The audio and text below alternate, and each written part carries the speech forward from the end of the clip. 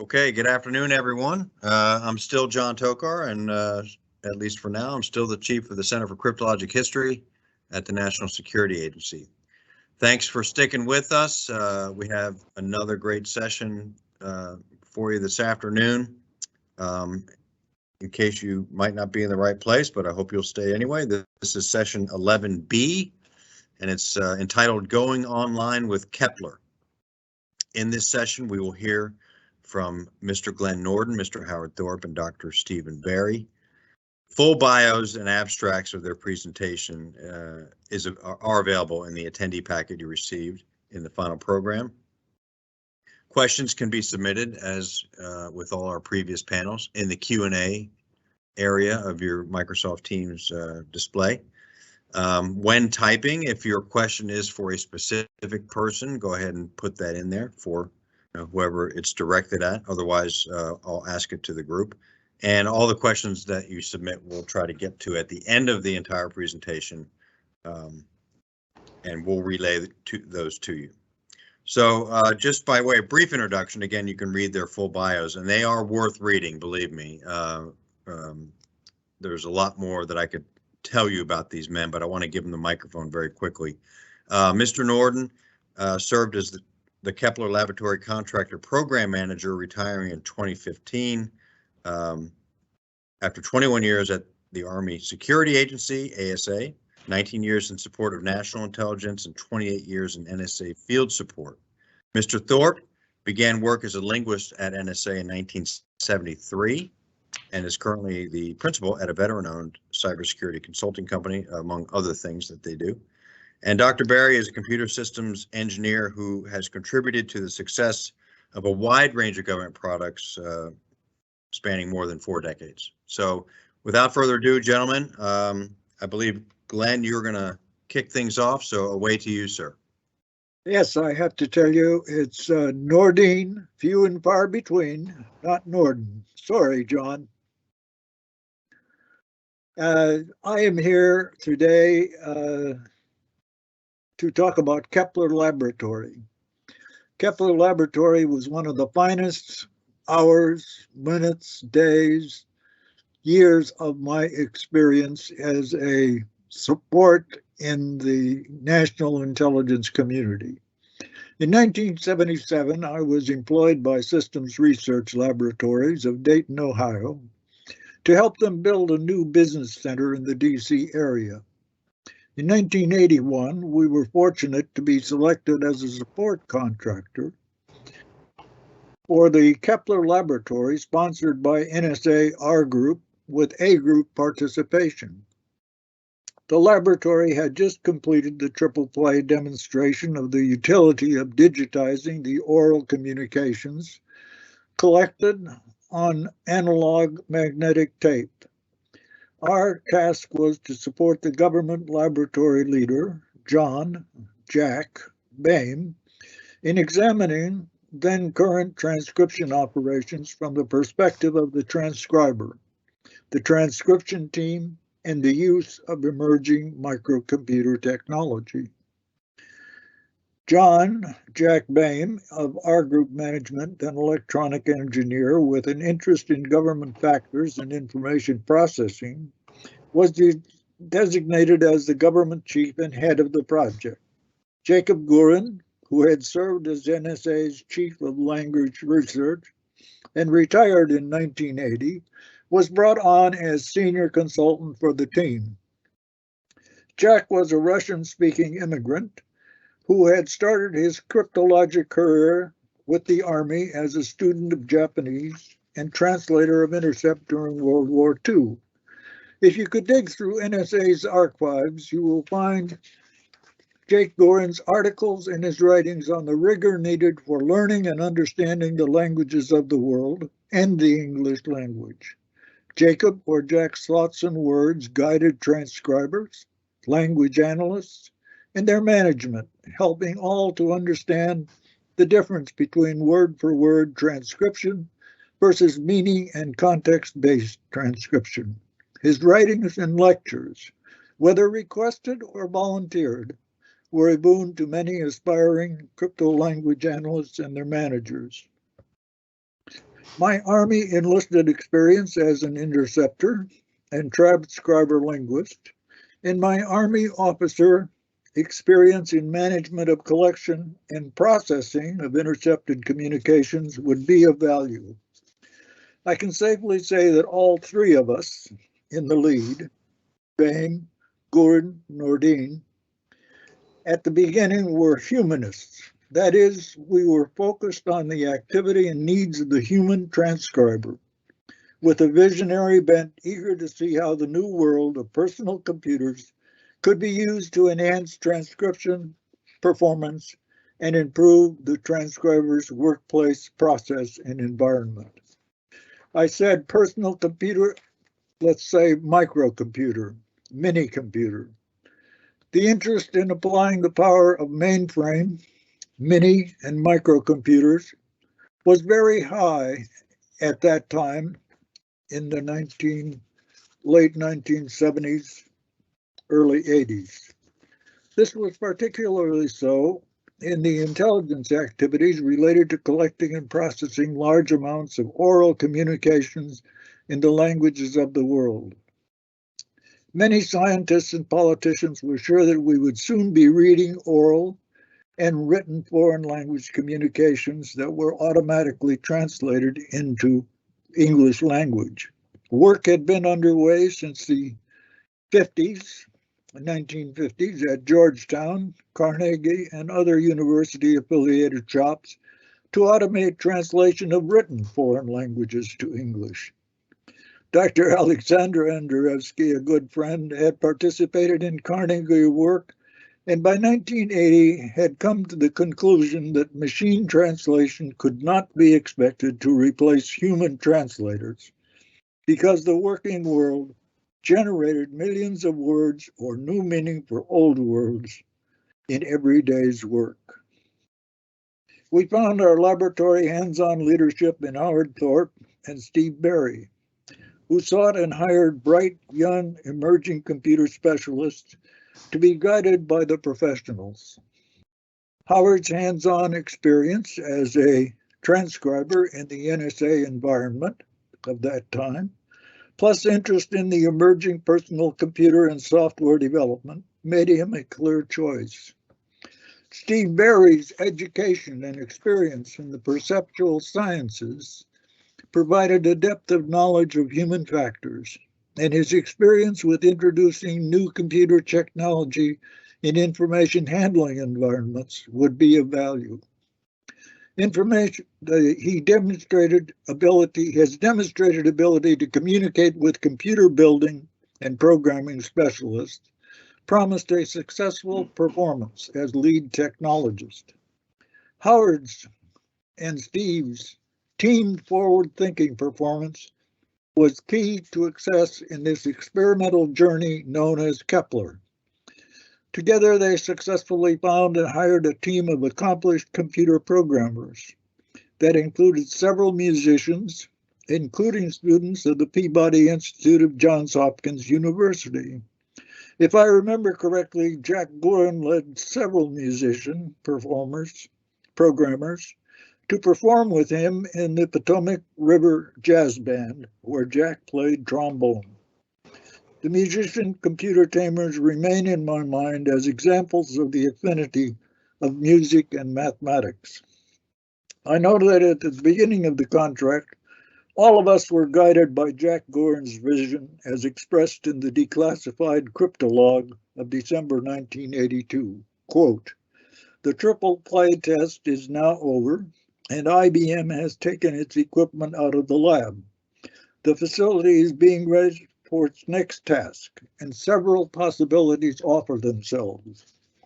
One of those more attractive ones, is the exploration of techniques for enhancing the information support furnished to transcribers or translators and analysts. It should be possible to determine the probable value and SIGINT operations of a number of sophisticated techniques involving databases, computers, and both alphanumeric and graphic displays," unquote.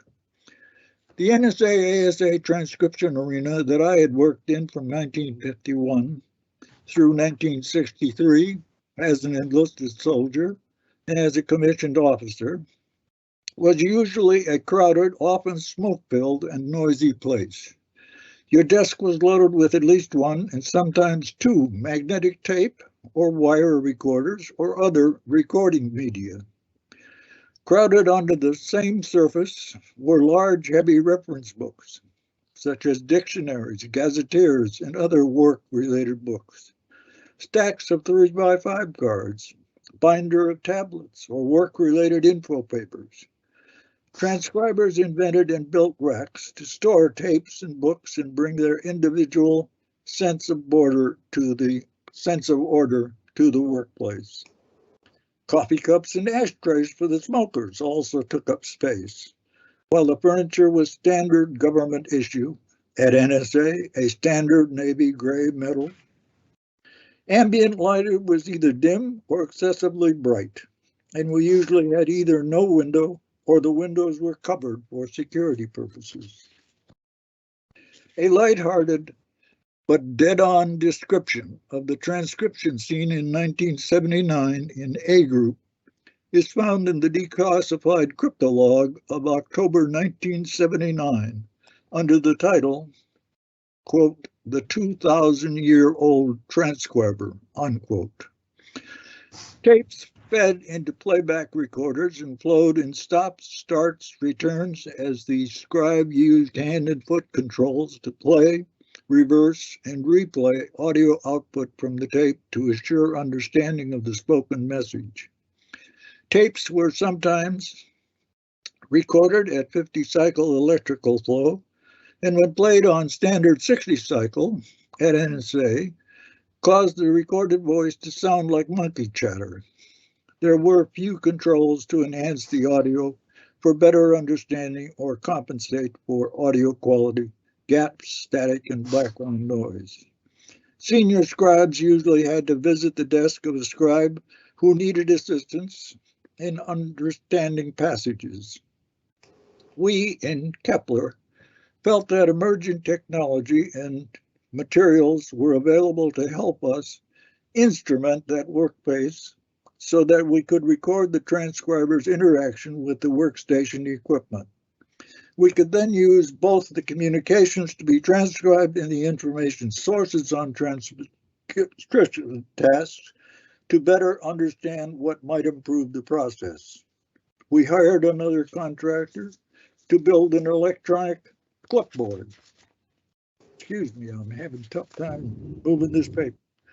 We hired another contractor to build an electronic clipboard that could be synced with controls of the playback machine.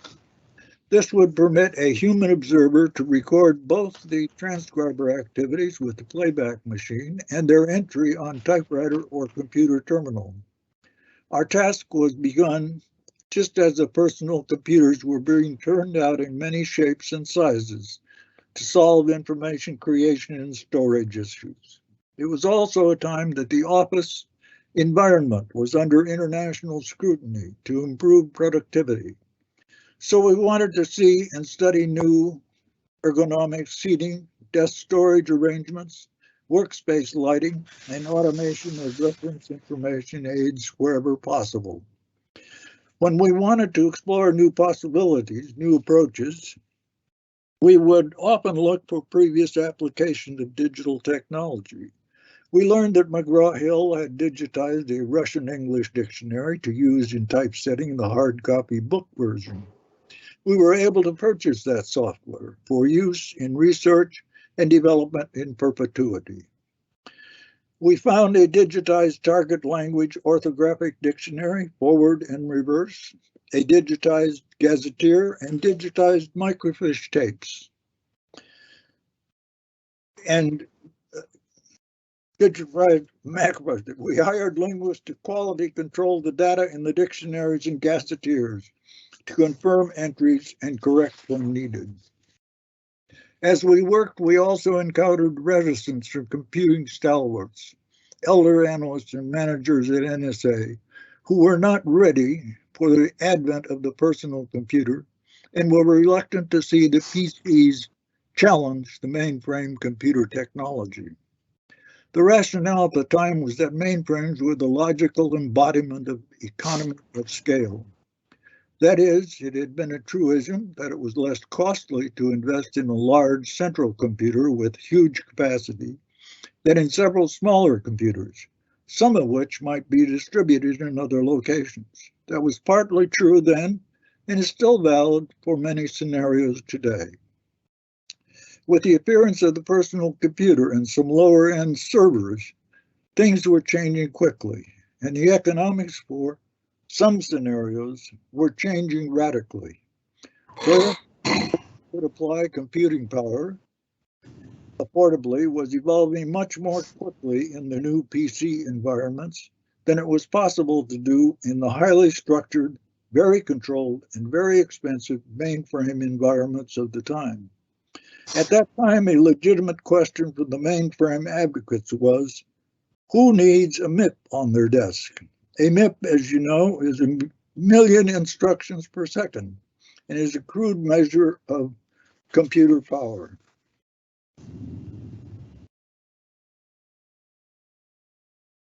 The truthful answer was complicated, but eventually evolved to everybody needs it plus more. But that was not yet recognized at that time. Today's desktop, home, and business computers execute hundreds of thousands to millions of MIPS right there on your desk, and nobody would think to ask whether they were economically justifiable or whether the MIPS used to generate and keep track of huge numbers of windows, display formatted text, play rich audio and video, communicate nearly instantaneously, and store whole libraries worth of multimedia information are needed. To gauge the new microtechnology, KEPLER Laboratory with Steve Barry's guidance became a beta test site for about a dozen mini computers, including the Apple, Lisa, Apollo, Osborne, Sun, IBM, Hewlett-Packard were among the containers. I had the fun of playing with that low emerging technology as I sought to build an in-house labor and material costing program to keep track of the government-awarded and company-sponsored funds. I do admit to playing a few games of chess and solitaire on those early seductive electronic boxes.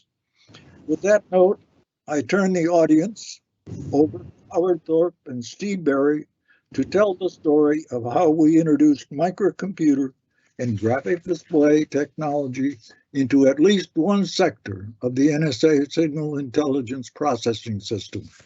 Thank you.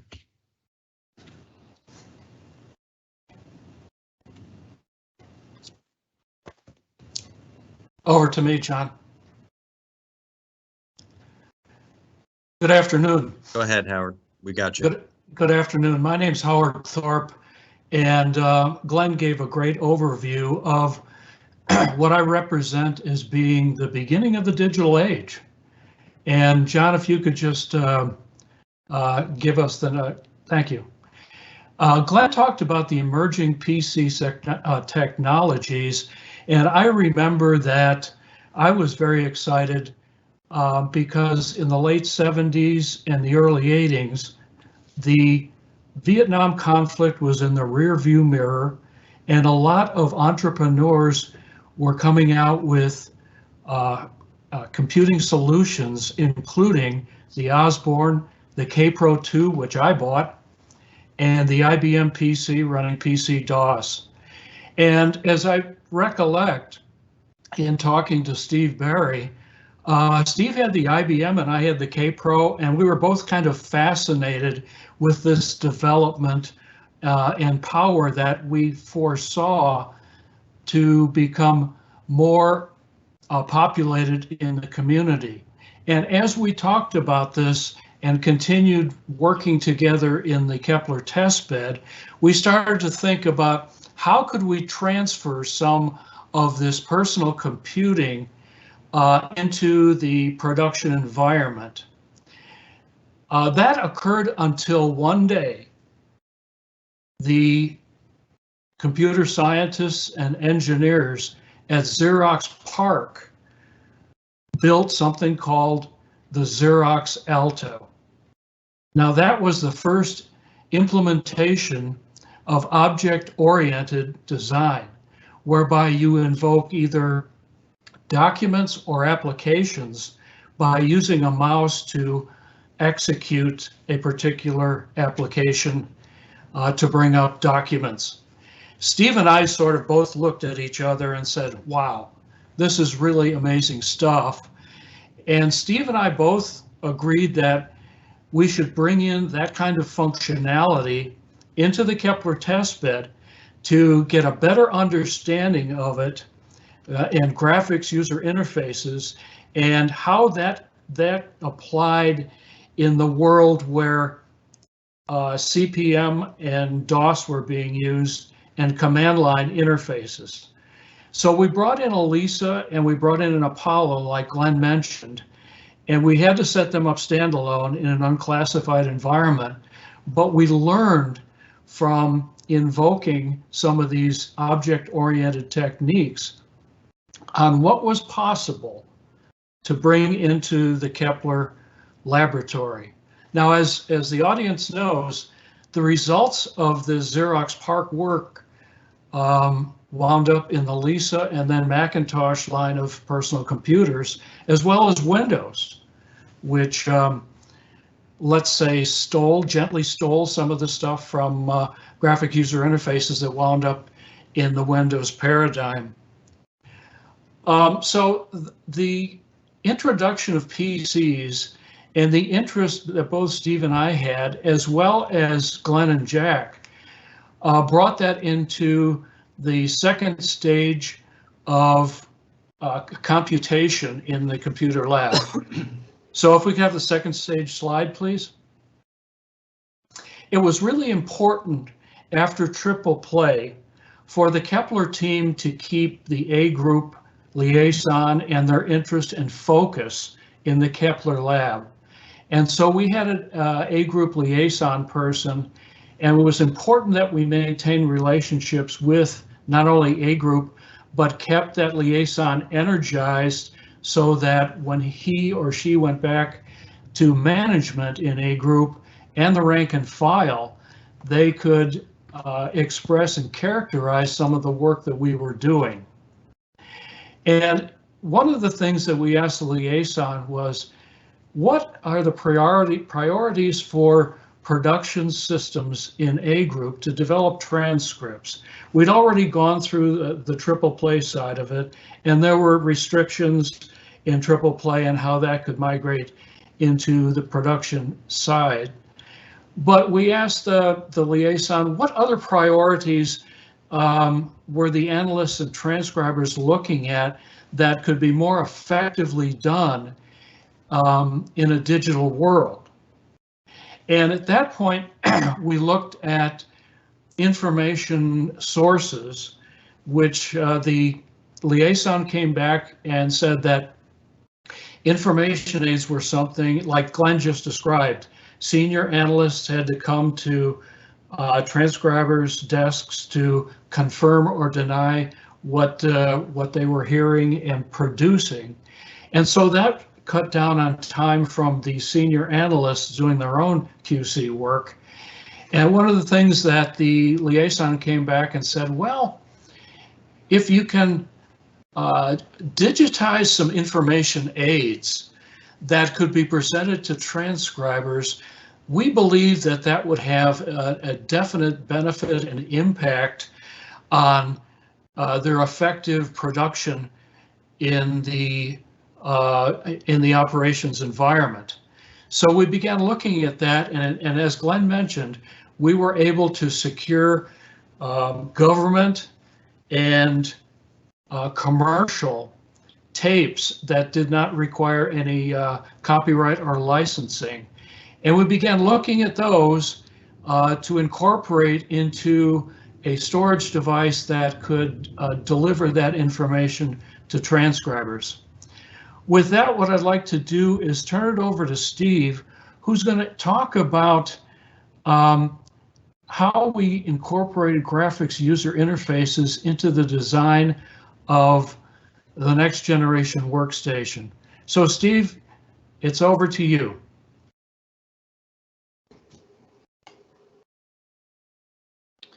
So, John, I'm waiting for an indication that I'm live. You are live. Go for it. All right. Thank you very much. Thanks, Howard. Thanks, Glenn. John, thank you very much. Behind the scenes, Sarah Parsons, thank you very much. Howard alluded to the huge amount of research done by Doug Engelbart at Palo Alto Research Center, Xerox's Palo Alto Research Center. Truly seminal work that really was original and was causing a great deal of ferment in computing circles at that time. It was a new way of thinking about how users could access the power of computers. So collectively, all the things that they had thought about, the graphical were called the graphical user interface. It's what we commonly see today and don't think twice about. It's resizable multiple windows on the screen. It is a mouse or a trackpad to point at these things. It is merging one thing into the other by moving a representation of the first thing into the second thing. And it is commonly thought of as natural and ordinary. Well, 42 years ago, it wasn't common knowledge. It wasn't ordinary. It was being thought of in intellectually abstract terms.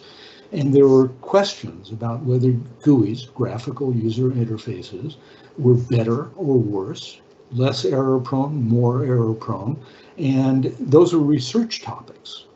So by the time we got involved and started looking up from our Osborne computers, 50-pound computers that ran command line interfaces, CPM operating system, and KPROs, which had, my gosh, 12-inch screens, and also ran CPM on floppy disks.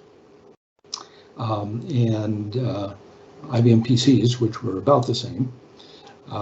We looked around and we saw Apple's Lisa, Steve Jobs's girlfriend, Lisa, had a namesake, and it was the Lisa computer. It was, shall we say, a borrowed version of many of the concepts in Doug Engelbart's Alto. And the question that Howard and I were thinking about at that point was, how could we take a GUI and translate it into the sponsor's environment, and would it do any good? Well, the GUIs of the time had already shown in research that for the ordinary user and the inexperienced user, they were faster and less error prone. But not all research came out that way. It seemed that for very fast typists and very well practiced command interfaces and commands that were not too long or too complex, that these were faster and often just as accurate. That is, the mouse action to move the cursor to an object and either click on it or click and hold it and move it to some place or to indicate some action was sometimes slower and sometimes a little bit more erroneous than issuing a simple command. But that was not the case for less experienced or more complex activities. For these more complex activities, it turned out that errors tended to pile up, especially when the directory path was very long, complex, and it soon became apparent that the graphical user interface was a better way to go in general.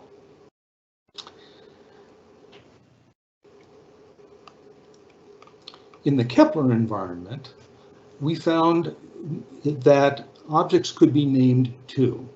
The object may have been a transcript, an audio file, an image, a clip from a part of a map, a copy of some text from an often referenced information source, Each different object type was represented by a distinctly different icon or graphical representation, and each such icon had its own name and its date of creation and its date of last modification.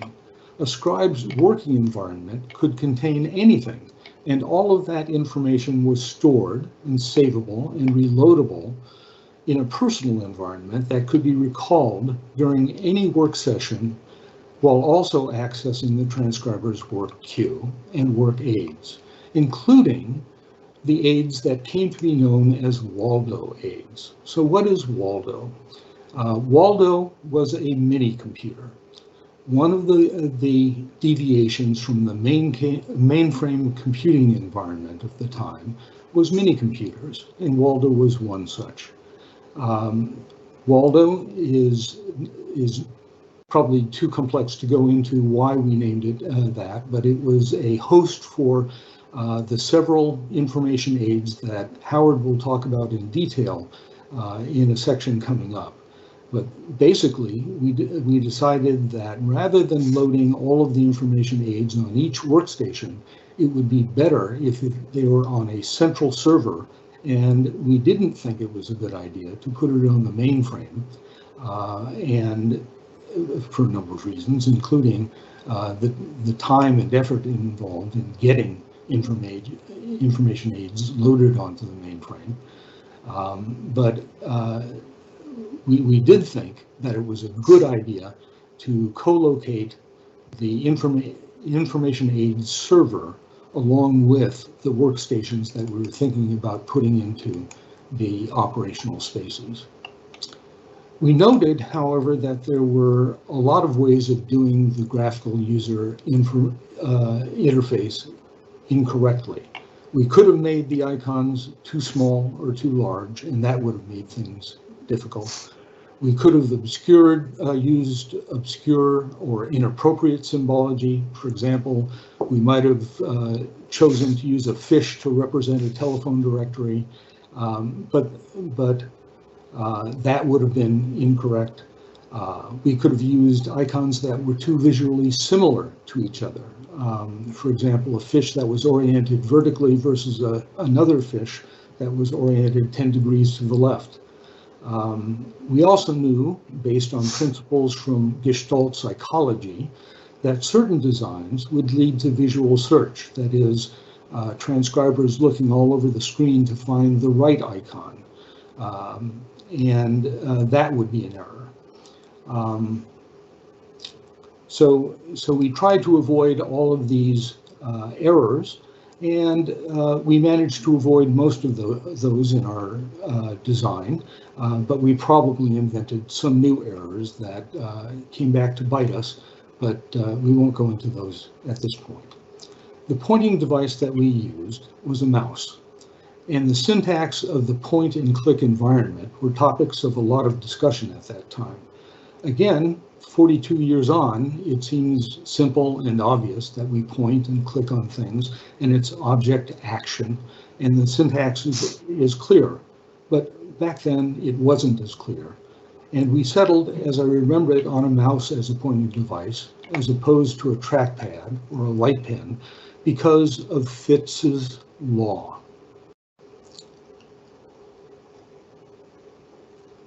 Paul Fitz was a psychologist, and he published a paper in 1954 that essentially talked about the relationship between an arm and hand movement in order to get an accurate pointing motion to a target. And he found that there was a ratio that described the accuracy of this kind of a motion. Well, it turned out that this same ratio,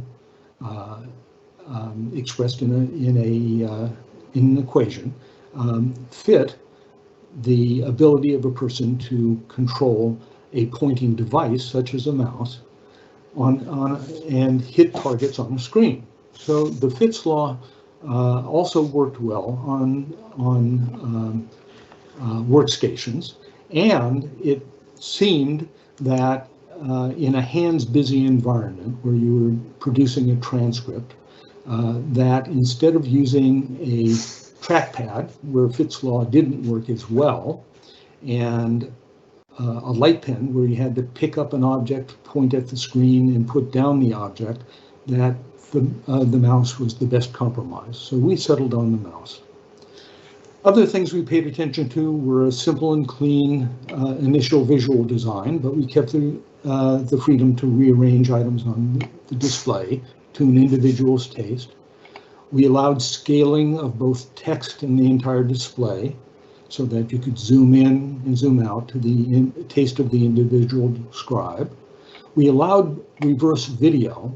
Well, I think it was rarely used. It was possible to have dark characters on a light screen, and I think, as I said, I think it was rarely used.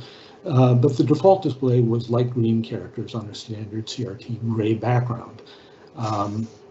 Of course, brightness could be adjusted to taste. We tried to take reflections on the screen into account by locating workstations as best we could within the environment, but otherwise reflections were not controlled. And we attempted to optimize other aspects of the workstation within the workspace as much as it was feasible to do. Can we go to the next slide, please? So in establishing the next generation prototype workstation, we worked to reduce time, work and errors, to switch from the transcription to the use of information aids and back. We'll get into that in detail in a little bit. We tried to work to keep the analyst and transcriber focused on the transcript and the information aids and not distract them. We tried to provide a what you see is what you get graphical user interface so that there is no confusion about what action would produce what effect on the audio, the transcript, or the information aid. And we provided a modular workstation with ample storage. What we were trying to do was to answer 4 main questions about the workstation.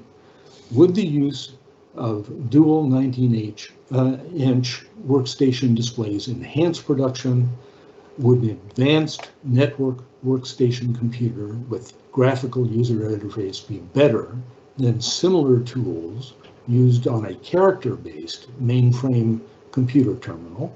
And would modular workstation furniture enhance the workplace environment and solve limited storage workplace problems? So let's turn it over to Howard so that he can tell you a bit more about the information aids, which were the primary and major reason for doing the operational test.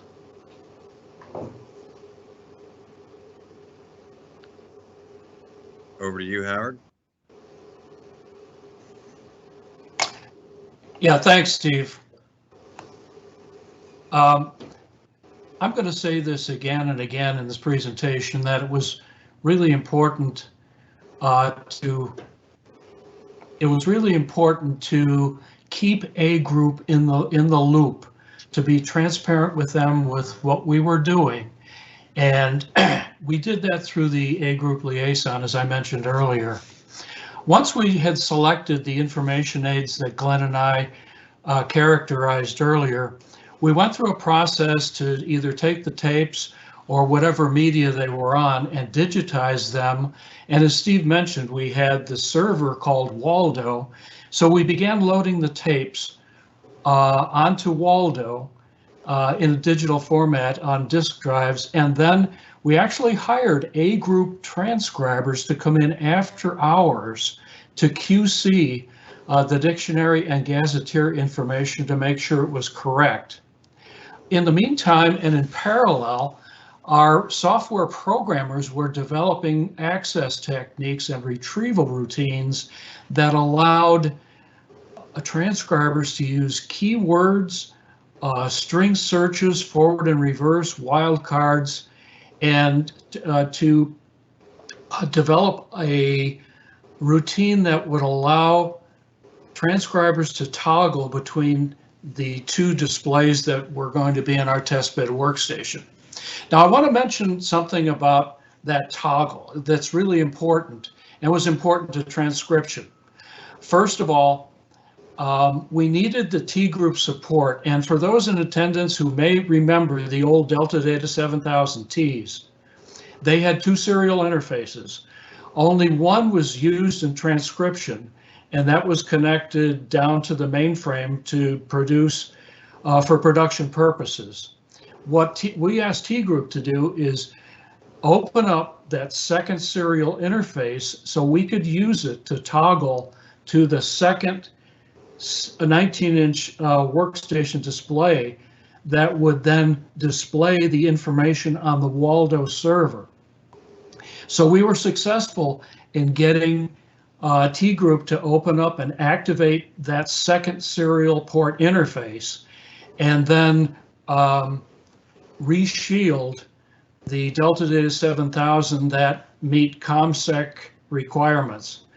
So we activated the second terminal, we adhered to current security protocols.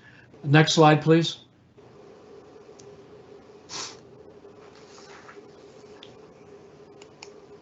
So Kepler ops testing was key to the work that we had done in the testbed. And one of the keys to that was to get a waiver from A group and T group to bring an unclassified server into operations. Okay.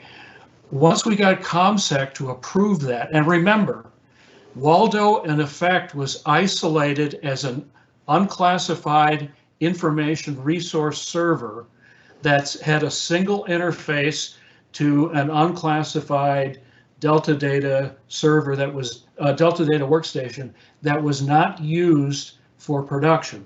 So we isolated the production from the information retrieval. In the meantime, we wanted to answer a couple of questions regarding those online informations. In particular, did having online information decrease the transcription and analysis time? Was there an increase in productivity and quality? And was there an increase in overall transcriber satisfaction? And what we sought to do was use electronic notepads to try to capture information. Once we were approved to set up Waldo in an A6 operations environment, we ran the cables, we set it up, and then we had a training period where we trained analysts in how to use the Kepler testbed environment, and then we had a control group. And after about 10 days, we changed the control group users, went to use the Kepler workstations, and the initial Kepler test team went back to the control group. We captured the information on the electronic notepads, and then we were able to load that information while we were watching the testbed usage into Waldo. So we captured that so we could generate statistics for A group management to look at in summary after the tests were complete. Now, it's important that the training and test procedures were also approved by A group management, as well as the users involved. So we took our time to do that, to ensure that there was ample amount of time for testing.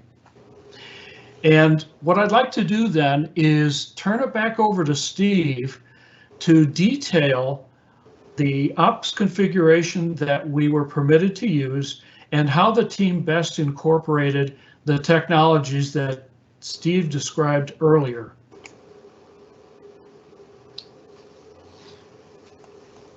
Okay, so we should be on the Kepler ops test configuration slide. Okay, so this is a slide that shows a notional configuration, not the actual configuration. If it were configured this way, I think that sponsor security probably would have had our heads on pikes.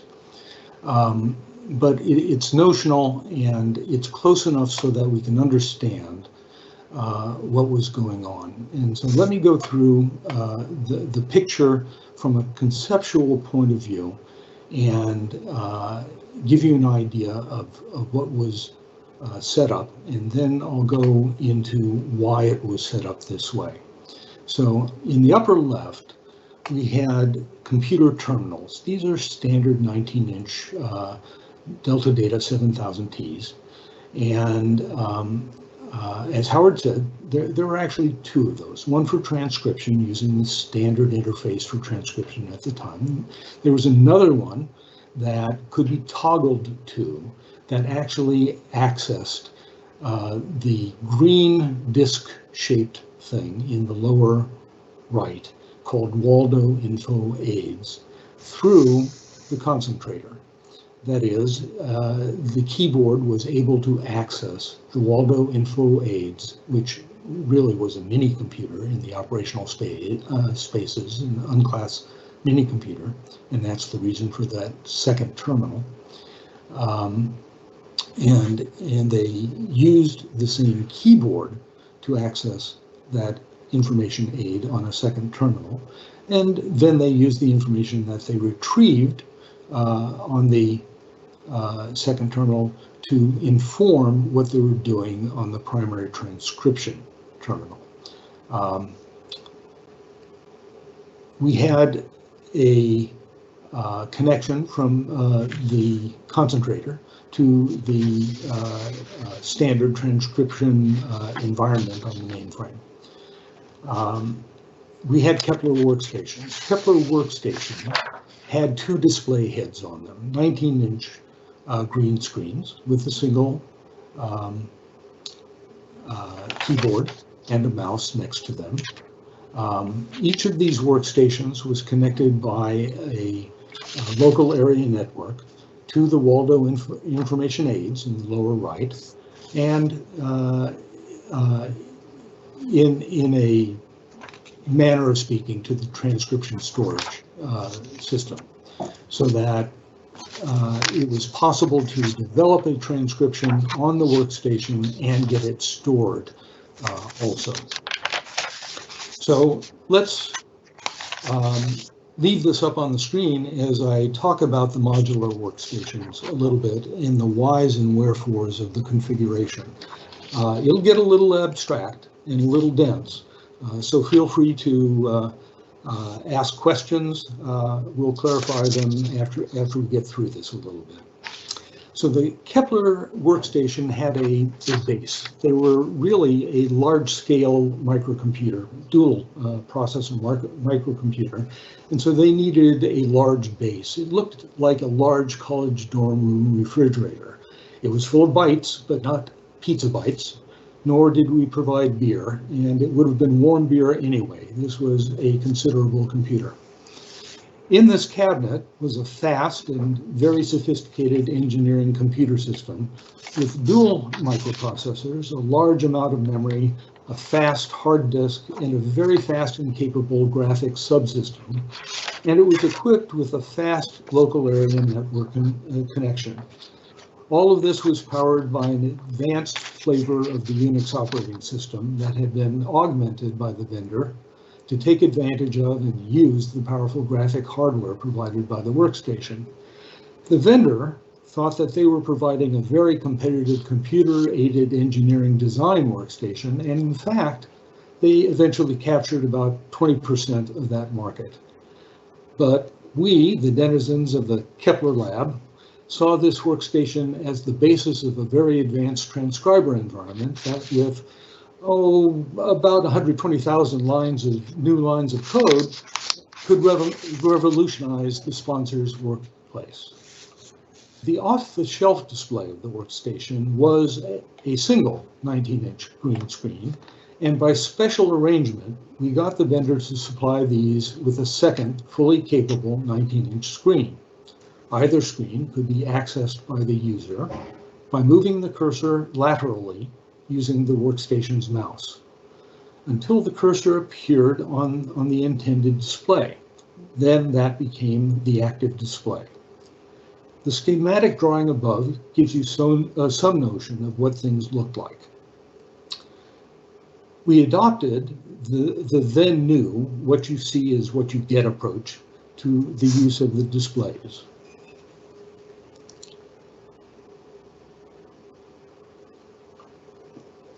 The underlying operating system, Unix, was about as command-driven as you can get. So our first challenge was to wrap up our users' working environment in that graphical user's interface and get it to be what you see is what you get, and have it operate with a consistent syntax. We were guided by the early seminal work of Doug Engelbart's group at Palo Alto Research Center on the Alto computer. This work was shown eventually to Steve Jobs at Apple at a fairly advanced point in their development, and many of the seminal design concepts were, shall we say, borrowed by Steve Jobs at Apple and then built into the ill-fated Lisa. Steve? Yes? Keep going. We're out of time. Okay. The Macintosh came years later, followed by various iterations of the Windows operating system, and Microsoft sort of got it right at about at version 7 or 8. Both computers, the Alto and Lisa, while brilliantly conceived, were fatally flawed by being ill-equipped with low memory and slow disks. We weren't constrained by this, and we felt that the cost of memory and disk would fall precipitously, and they eventually did. So, on the KEPLER workstation, each graphic object on the screen had Unix code behind it that made it work. And from a Unix standpoint, each graphic action meant the same thing as a typed command and had the effect of instantaneously doing what the user meant it to do. The display fonts that we used were appropriate for the target language, and the symbology used in icons was descriptive of the information aid that was accessed via the symbol or icon. When the mouse was used to highlight text for the next action, such as delete, or perhaps to some text emphasis, such as an underline, it happened just exactly the way it was supposed to happen. The work context was always visible.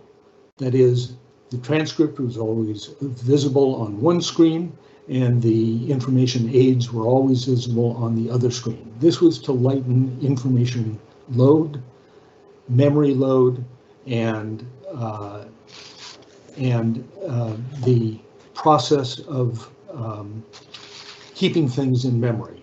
Remember, on the terminals, what you had to do was move your eyes from one terminal to another terminal, select an information aid, query the aid, see the answer to your query, transfer the information via short-term memory, your own short-term memory, to the terminal environment with the active transcript, apply the information that you gained, and go on with your transcript. We sought to minimize that information load, the short-term memory load, by keeping everything visible and in context as much as possible. We used one 19-inch screen for the transcript so that we would have the maximum amount of text on screen at a single time, because we had feedback from scribes that constantly scrolling up and down in short lines hindered their process of transcription, and so we made that as rich as we could.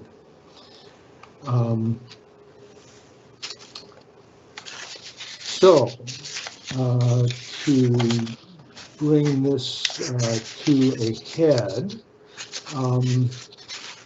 why did we want Waldo to be there as an information server, and why did we apply really a very highly powered Unix mini computer to the information aids rather than doing something else?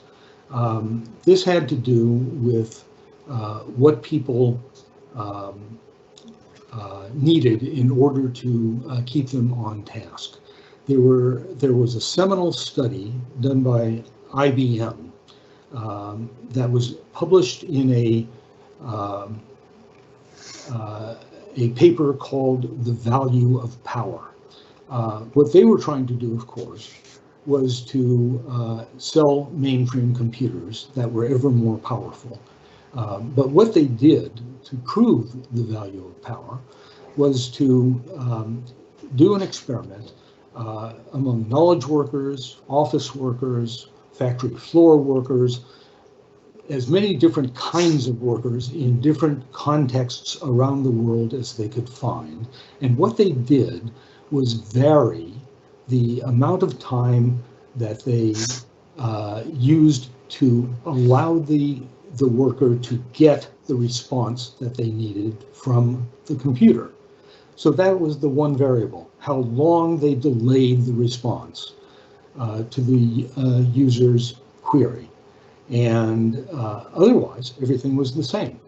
So subtracting that wait time from the results, they looked at the time to complete the worker's assigned task and the errors committed in doing that. Well, they found that the shorter the time in delay to get back to the user, the better the worker performed, up to some limit. And the results were not small. They found that there could be up to 20% improved task time with significant reductions in error if the computer response time was short. But when the response time got to about 120 milliseconds, there was no further improvement. This was thought to be because anything shorter than 120 milliseconds was essentially right now. Now, there's a body of work that I won't get into right now for time reasons that really spoke to what was thought to be a perceptual moment, a perception of what is right now.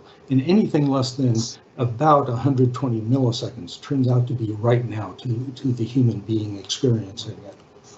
So we felt that to get to a response time of about 120 milliseconds reliably for information aids, we needed to have a powerful computer right in the environment. And that's why Waldo was right there and right on a high performance local area network for the KEPLER workstation and attached directly to the terminal concentrator for the second terminal on the information aids displays, so that for each case, the presence of the information aid was right there, right then.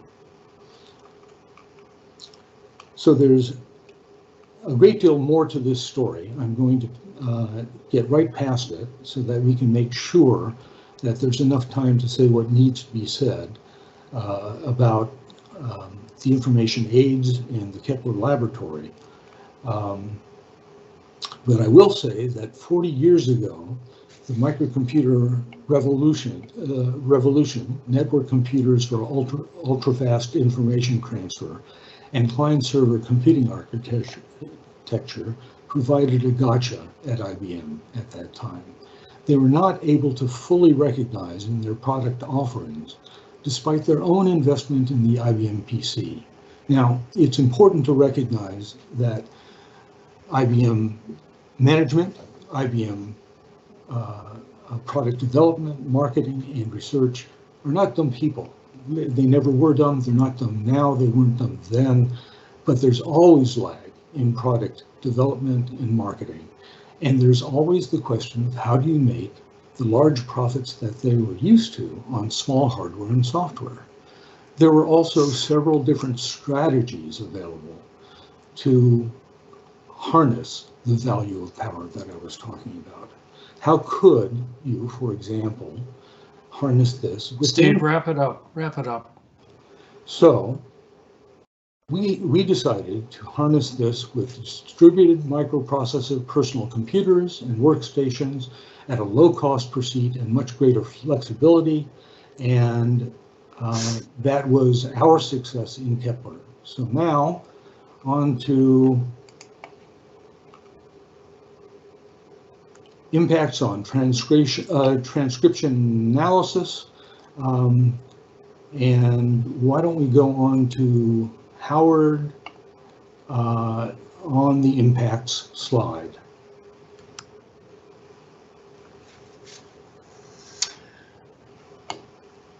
Okay, the impact slide is up right now, and I think Steve pretty much articulated the advanced workstations, dual screens, task time, direct manipulation, the WYSIWYG, and the value of transcription aids.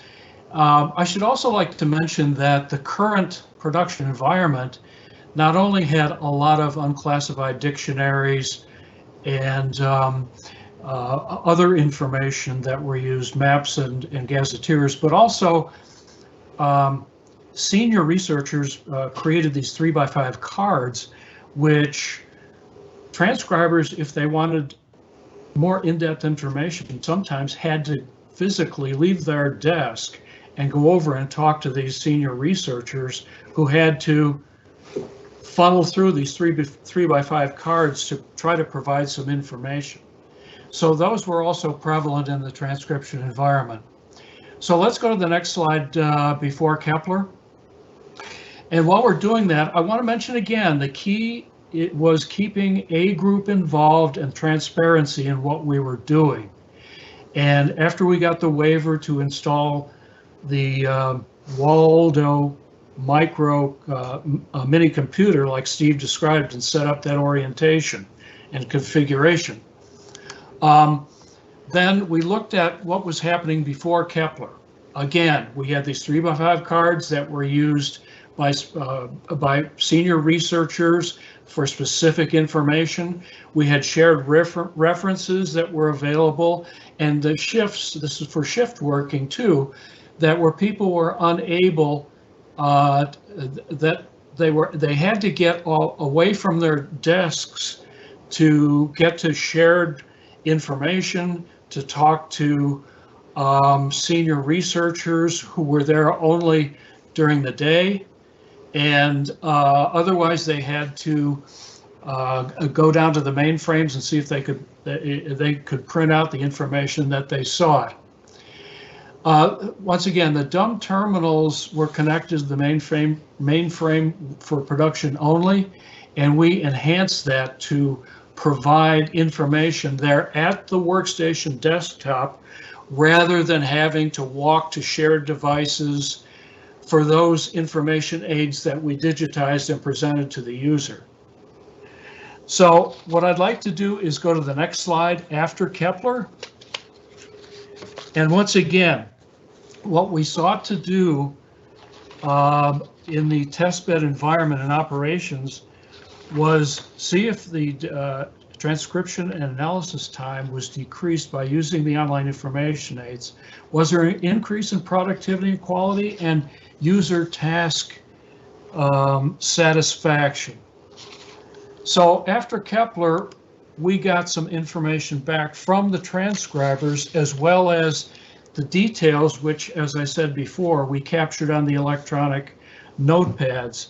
And one of the transcribers said that shortly after the introduction of online capabilities, there was significant statistical generation on the length of time to complete a transcript, time researching a particular script.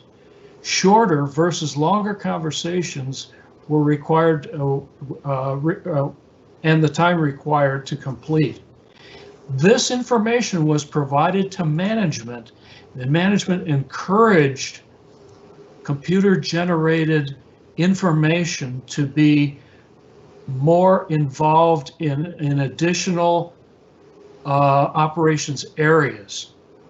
So this information that we captured, as well as the feedback from transcribers who were involved in the testing cycle, proved to be valuable for management and also for other groups like B&G. They were interested enough during and after the testing and operations to come over to A group management and find out what was going on, what we did, and was there increase in productivity, decrease in transcription time. And that information then, I don't have any details on whether B&G also did something similar, but that information was disseminated to both of those groups to make their own decisions. Let me go to the final slide on final thoughts, please.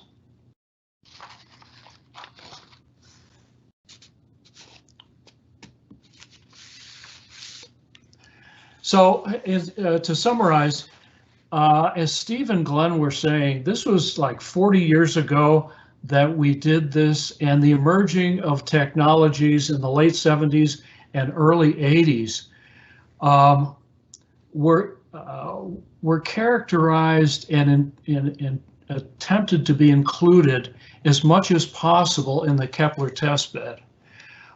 We introduced not only online transcription aids, but wildcard and string searches to allow more flexibility for users to research the online information and to get to the particular data that they needed to complete their transcript. And as I just mentioned, the Kepler paradigm fostered ops growth in other transcription and analyst elements, including what I heard later on is that it wound up being used in field units. It's key also to remember that the slides and the work we did provided significant value by introducing digital technology by a group of really talented technical people on the Kepler team. Not only the three of us, but the software engineers that we hired to do a lot of the access and engineering work. And from a key analyst, he said he believed a key factor to the success of the effort is that the members of the technical team had previous transcription experience and actively listened to their pilot users. So that was not only the A group liaison, but myself as well as Glenn's experience that made the Kepler a success. And in fact, A group did not want Waldo to return to the FANUC Kepler testbed. They almost demanded that we keep it there, and it continued to be used and perhaps copied in other transcription offices. Let me go to the final slide, please. I want to acknowledge some people that were previously mentioned. Jack Gurin was not only my mentor, but he was a real sounding block for ideas that Steve and I had that would really resonate to the transcription process. Jack Boehm, as Glenn mentioned, was the in-house R group program manager. Charlie Holt was someone that I knew really well and was in the A6 management team. And we developed throughout the Kepler project a level of trust with A group that allowed us to bring the mini computer into the operations environment. I think the first time that had ever been done, and develop and test the efficacy of using digitized information. I also want to acknowledge Jim Fleming, who was our A group liaison for most of the test environment. Jim was a great person, and also provided liaison to the rank and file as well as management. I want to also acknowledge Faye Boomer, who stayed with us while contractors were setting up the test bed in A6 operations area. And Faye Boomer was there to ensure that we were able to get in after hours to set up the environment.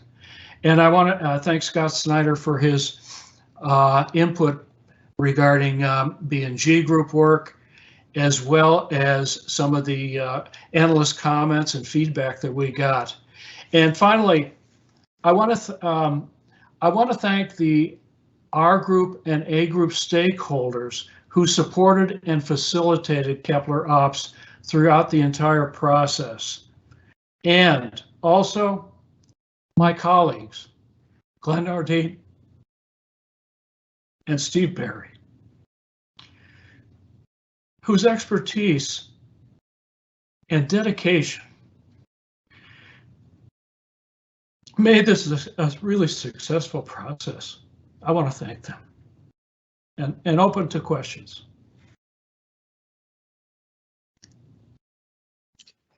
Thanks, Howard.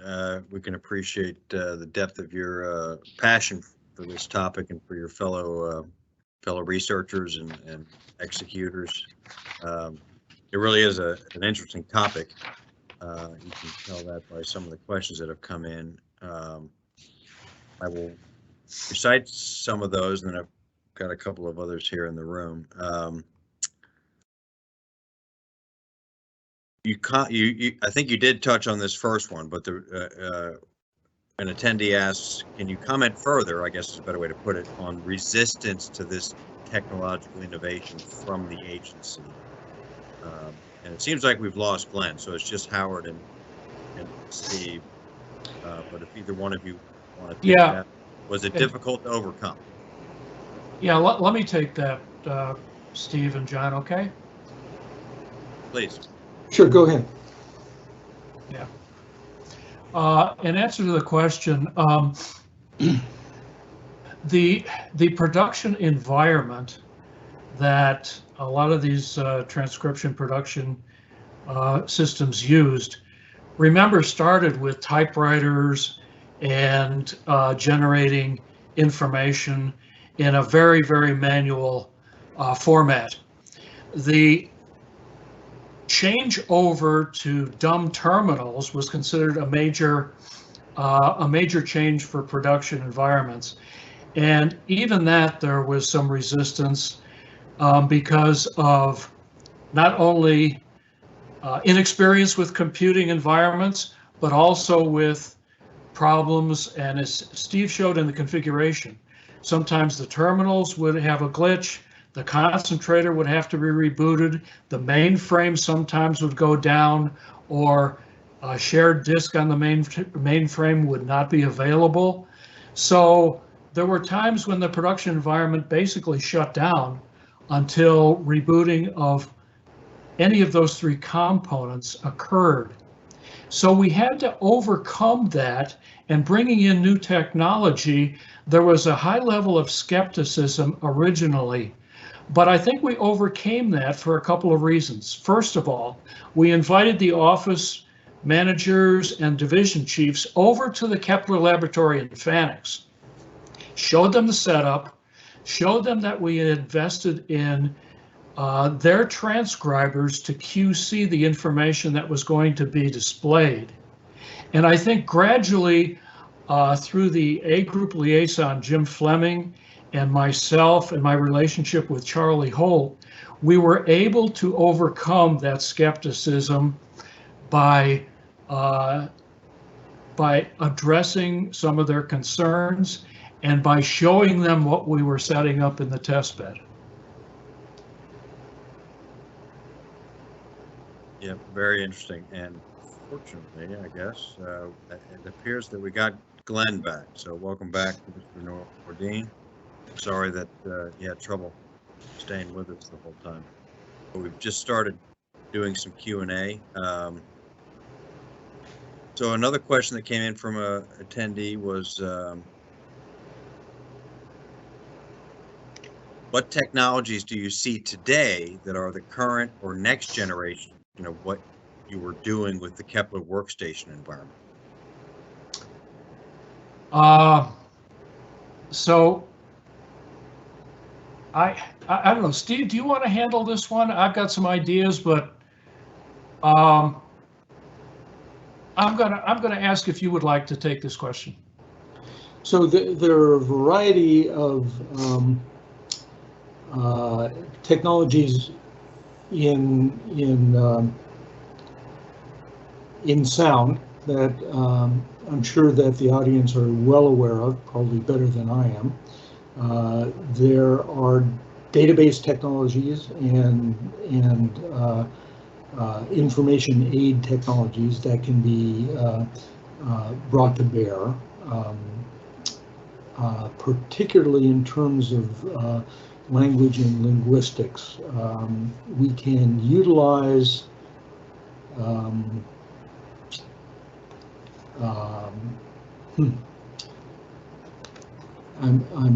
Let me take this. Yeah, I'm wondering what I can say. It's Okay. not that I don't want to say. I'm wondering what I Alright. can say. John, let me take this. Thank you. Okay, so the question is, what sort of technologies in today's world could we leverage into the transcription environment?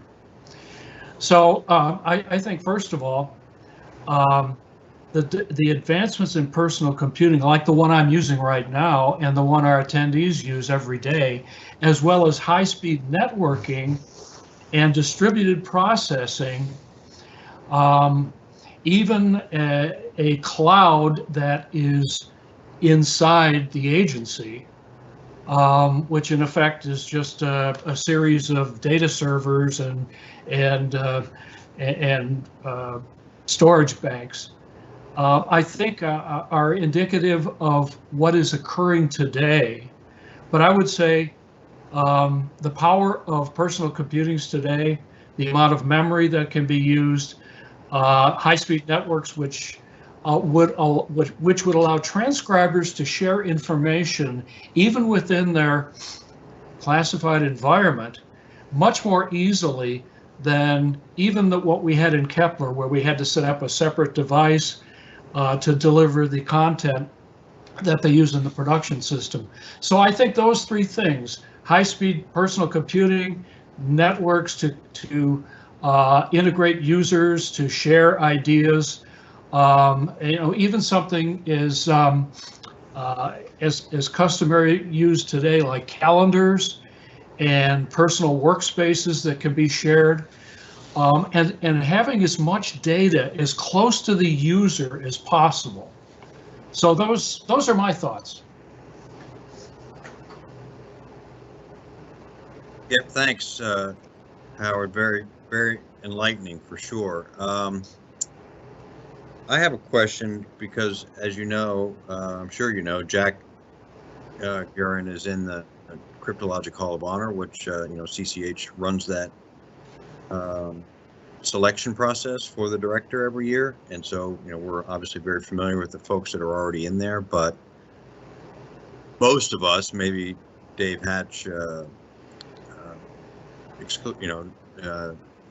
not including Dave Hatch, didn't know these men and women personally. So you said you knew Jack.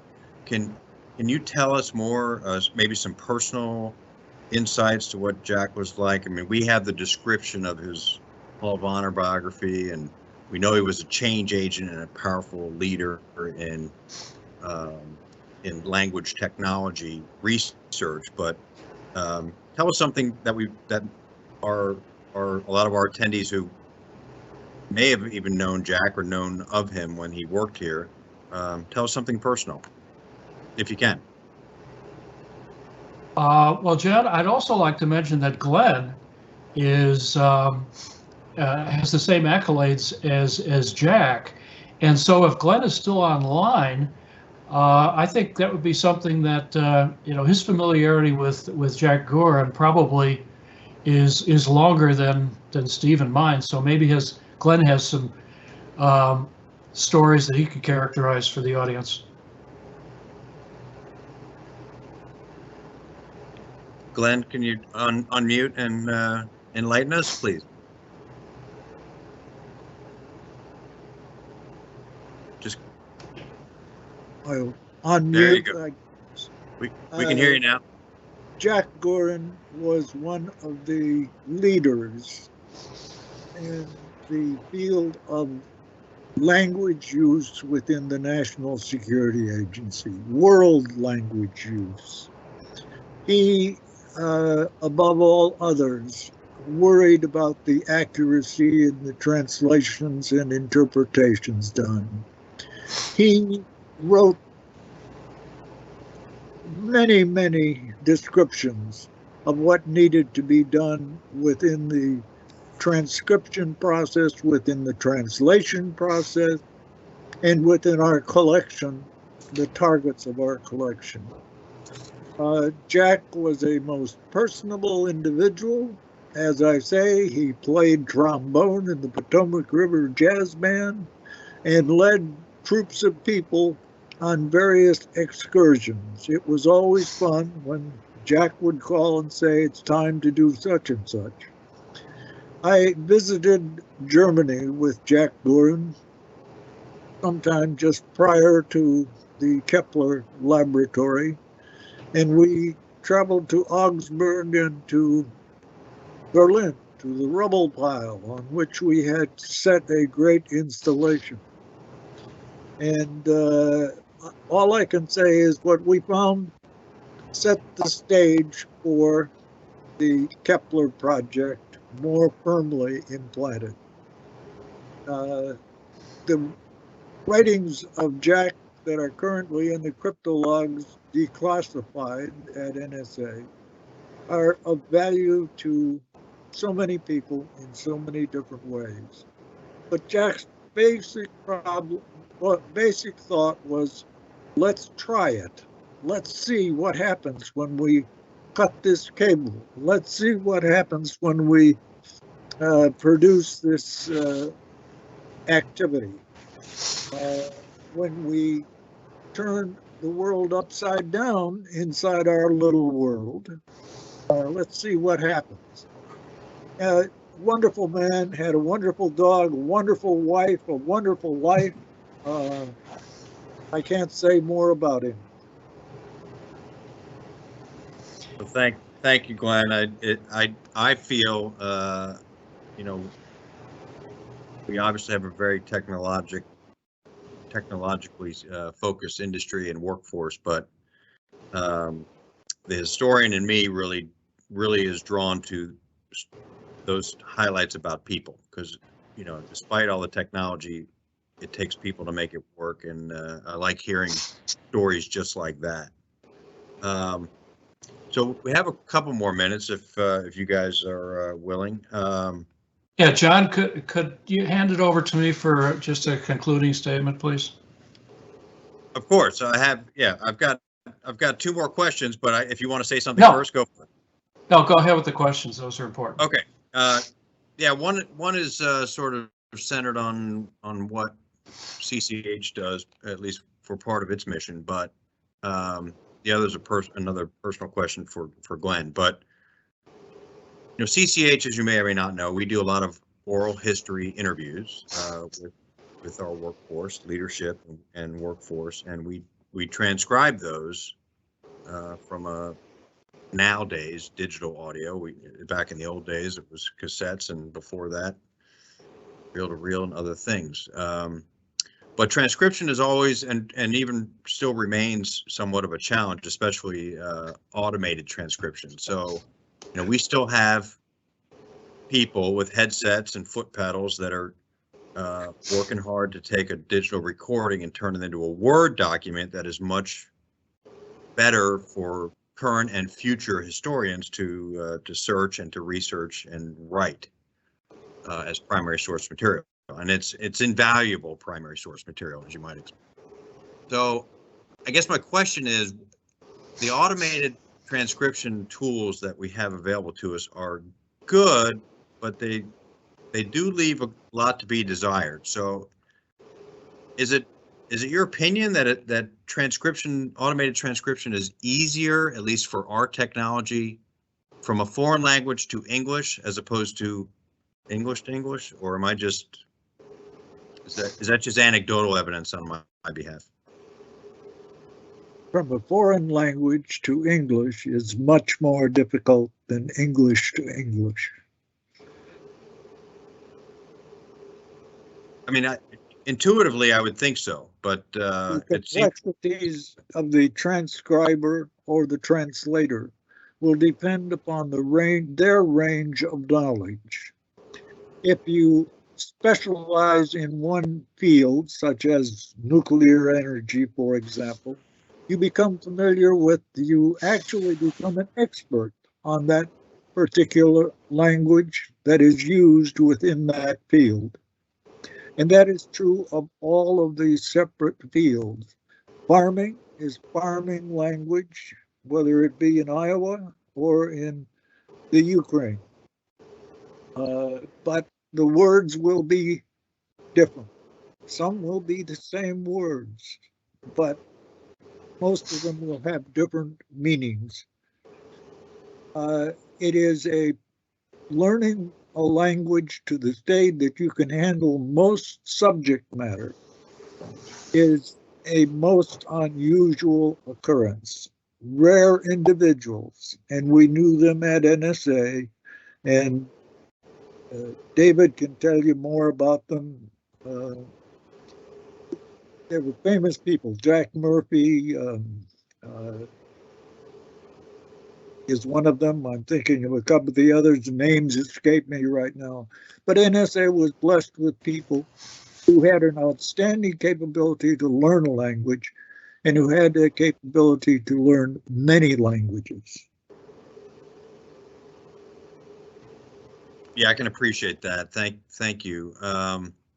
So let me, Glenn and Mr. Nordin, I apologize for mispronouncing your name at the beginning. I hope that's not why you dropped out and didn't half an hour. But no, seriously, I'm kidding, of course.